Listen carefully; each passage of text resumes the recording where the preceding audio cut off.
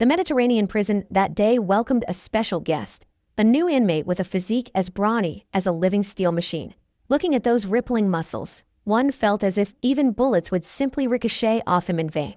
He was Jensen, dubbed the strongest man in the Mediterranean. From the very first moment he stepped into the cell, his icy gaze made the entire space heavy. But the old inmates weren't about to let them off easy. It was now the custom of old-timers bullying the new. The one on the lower bunk provocatively feigned casualness, while the two on the upper bunks arrogantly looked down with eyes full of disdain. For them, this was just a formality. Every new inmate had to be put in their place. None of them suspected that behind that sturdy iron door, sounds erupted like a storm. Chaotic groans shattered the quiet atmosphere of the cell block. The guards, who had intended to leisurely go eavesdrop as usual, were still laughing gleefully, but the sight before their eyes froze their smiles. All the inmates had been beaten by Jensen and lay gasping for air on the floor. The next morning, as the prison mess hall echoed with the clatter of metal trays, Jensen was quietly eating when a bald, heavily muscled man approached him with murderous intent. He growled, demanding protection money. He said it was the rule in here. The inmates sitting nearby, seeing the scene, hastily stood up and left, not daring to get involved. The bald man spat directly into his meal tray. This was an act of humiliation that couldn't be more provocative. Jensen initially tried to hold back because he was new and didn't want to cause trouble. But the next second, another man stepped forward, his voice full of mockery, pouring oil on the fire. "Are you the guy who killed his wife?" After that, this man didn't forget to heap insults upon him. That sentence was like a knife twisting directly into Jensen's heart. His eyes turned bloodshot, and the pain of being falsely accused surged within him.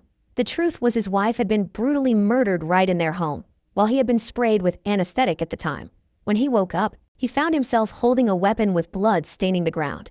A perfect trap set by a cruel enemy to frame him and push him onto a path of inescapable imprisonment.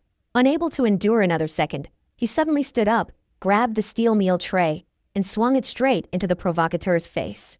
The clash of metal reverberated throughout the mess hall. The first blow was enough to make the opponent stumble, but that was just the beginning.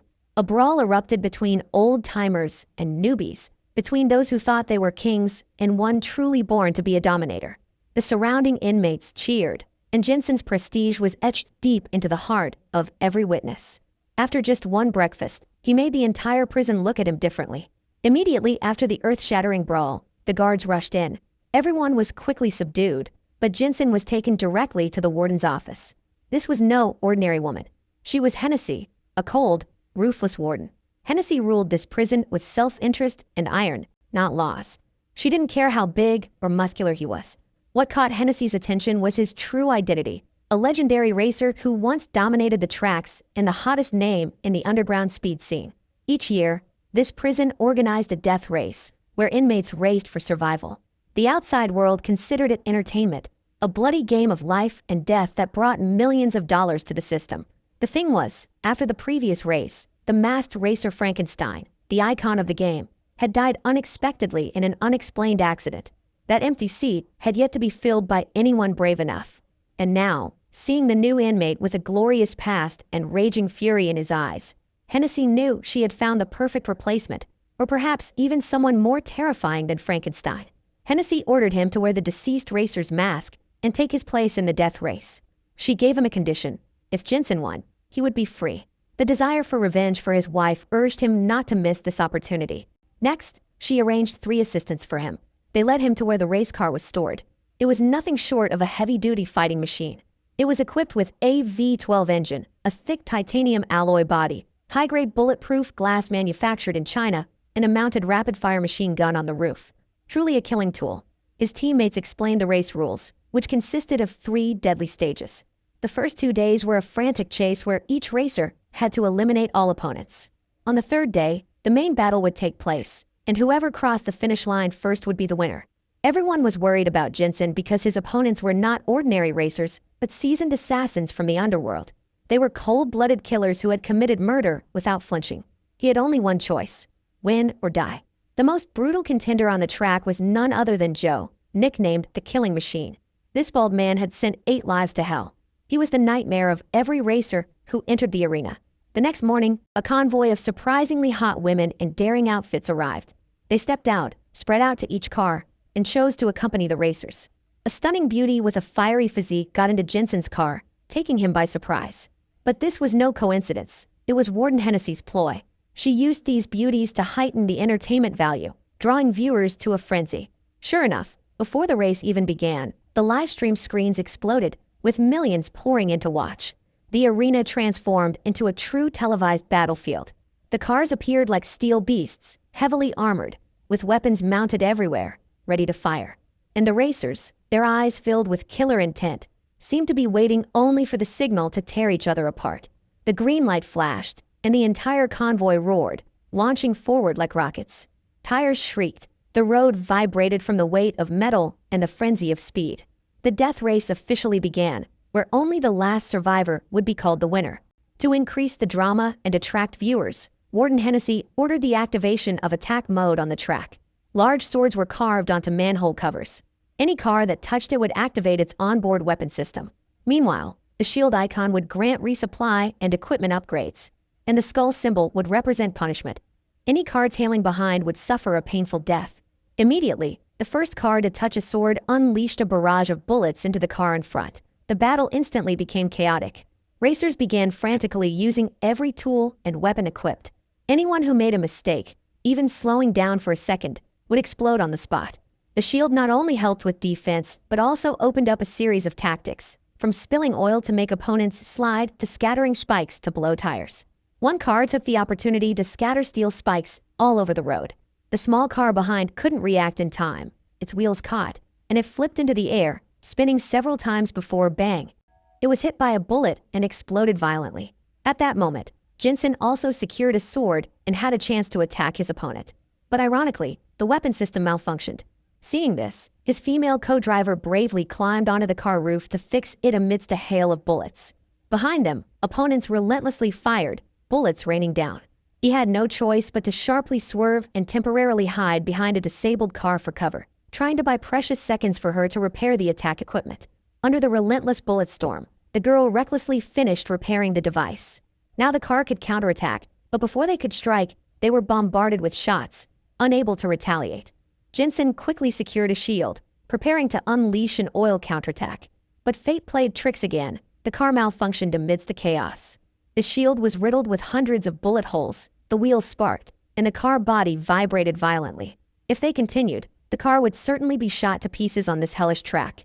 Jensen decided to take a gamble, telling the girl to sit on his lap, then placing a petrol bomb in the passenger seat and activating the emergency ejection mode. The seat soared through the air, carrying the petrol bomb, and fell directly onto the car that was closely tailing them. At that exact moment, the girl, quick as lightning, threw a lighter towards the car. The flame flew directly into the leaking gas tank, and boom! But just as everything settled down, another car shot up the leaderboard. The driver turned back, flicked his finger, pretending to pull a trigger. At that moment, Jensen froze. It was the exact gesture his wife's killer had made right after murdering her. There was no mistaking it.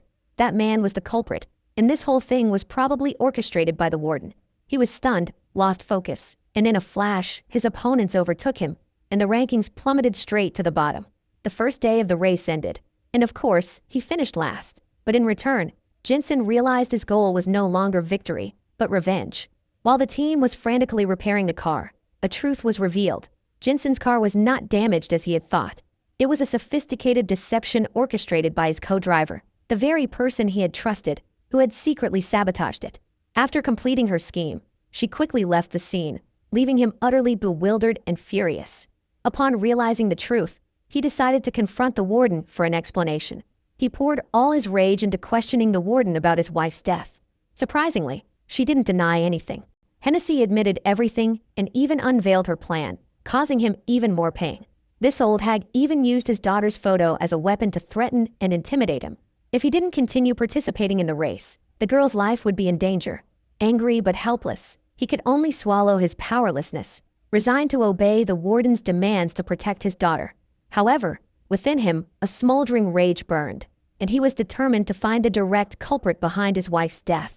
Finally, he found the lair of the scarred man, whom he suspected of murdering his wife. Before he could even find him, he was ambushed. This man emerged from the shadows, smirked, and punched him straight in the face. He didn't deny being the culprit, but merely said coldly, "Let's just say that." just as he drew a weapon to finish him off, and he immediately sprang up to attack without hesitation, clearing out the surrounding henchmen. The man who had been so arrogant moments before now fearfully knelt, begging for his life. In his panic, he confessed that the warden was the mastermind behind his wife's murder. In an explosion of rage, he completely ignored the scarred man's weak pleas. He intended to finish him off on the spot, but just as the scythe of death was about to fall, the warden from behind fired a tranquilizer gun. She still needed him for the second round. For Hennessy, the play wasn't over, and the main puppet still needed to be alive. The second day of the competition officially began. As other cars roared and sped away like bullets, Jensen's car remained stationary in the middle of the track. He wasn't in a hurry and pressed the passenger seat's ejection button, forcing the girl to face him. He strained to ask her why she had deliberately caused trouble. Cornered, the girl finally blurted out the truth. She confessed that she had secretly made a deal with the warden. The warden didn't want to lose a cash cow like him. If he won and left, her system would collapse. So, she deliberately sabotaged the car and damaged the equipment to keep Jensen trapped in this bloody game forever. He would become a living puppet helping the warden rake in money every year. The girl's unexpected honesty briefly softened him, but the pain of losing his wife immediately pulled him back to reality.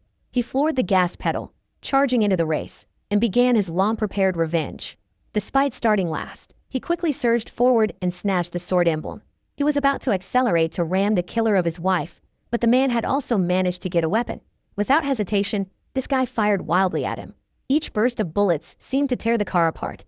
In this situation, he executed a perfect 180-degree turn, swerving directly into the enemy and accepting the collision to gain an advantage. He secured the shield, then pressed the button to release thick smoke, completely blinding the enemy. And then, the opponent's car crashed into a gigantic concrete pillar. But he didn't stop there. As soon as the smoke cleared, he turned the car back, charging towards the assassin who was just scrambling out of the wreckage. Without a word, he put on his mask and stepped out of the car. He twisted the killer's neck tightly, successfully ending his long-held grudge. Suddenly, he looked up at the camera lens where the warden was watching everything. His eyes spoke volumes, conveying a message clearer than any words. She thought she was controlling the game, but from now on, he made the rules. Immediately, the warden retaliated. She unleashed her trump card. A colossal train engine launched directly onto the track. Before he could react, a massive cannonball ripped through the track, the projectile exploding a wide area spanning tens of meters. Next, the machine gun mounted on the front spewed thousands of rounds per second, turning everything in front of it into dust. The less fortunate race cars had no chance to retaliate, exploding one by one and being mercilessly flattened. Before them, only two cars remained on the track, Jensen's and Joe's. They immediately formed an alliance, their sole goal to destroy the train engine. They coordinated smoothly, continuously attacking and forcing the train to go onto a predetermined route. The two of them drove it straight to the skull shield activation area. The massive train could not brake in time and was hurled into the sky as a charred heap of scrap metal. On the other side, the warden was boiling with rage, seeing her trump card defeated. Her eyes gleamed with madness, darting wildly. Hennessy was determined to kill Jensen the next day. The second stage of the race had ended, and he and Joe decided to shake hands and become teammates. Both decided to execute a plan together to get revenge on Hennessy and those who dared to treat them as a joke.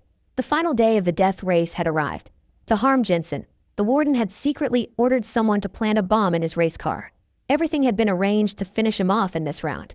As the race began, both cars sped off at over 300 kilometers per hour, kicking up clouds of dust. To gain an advantage, Jensen unexpectedly deployed oil on the road, causing Joe's car to lose control. But this was only part of their shared plan. Just as he was about to approach the sword emblem button, the warden immediately cut the power with the intention of making him lose his advantage to Joe. Unable to attack, he endured as Joe behind him wildly unleashed a hail of bullets as if to finish him off on the spot. The chase intensified, and his car's rear shield began to crack. At this very moment, Jensen yelled for the girl to release the auxiliary shield. The shield flew towards Joe, forcing him to swerve sharply to avoid it. Although it didn't hit, he immediately counterattacked by firing 3 white smoke grenades, creating reverse pressure. Fortunately, he managed to swerve in time to avoid all 3 projectiles. As a result, the prison wall was breached by the rockets, opening up a large hole. This was the opportunity the two had been waiting for. The escape plan had officially begun. Without hesitation, both rushed out through the hole. In that moment, they even opened their car doors, looked at each other, and smiled in celebration. This play had successfully deceived Hennessy. Inside, the warden was seething with rage. She ordered the activation of the entire weapons arsenal and personally pressed the bomb activation button. Unfortunately, by then she discovered the bomb had been defused long ago. Immediately, a convoy of police cars was mobilized to pursue the two.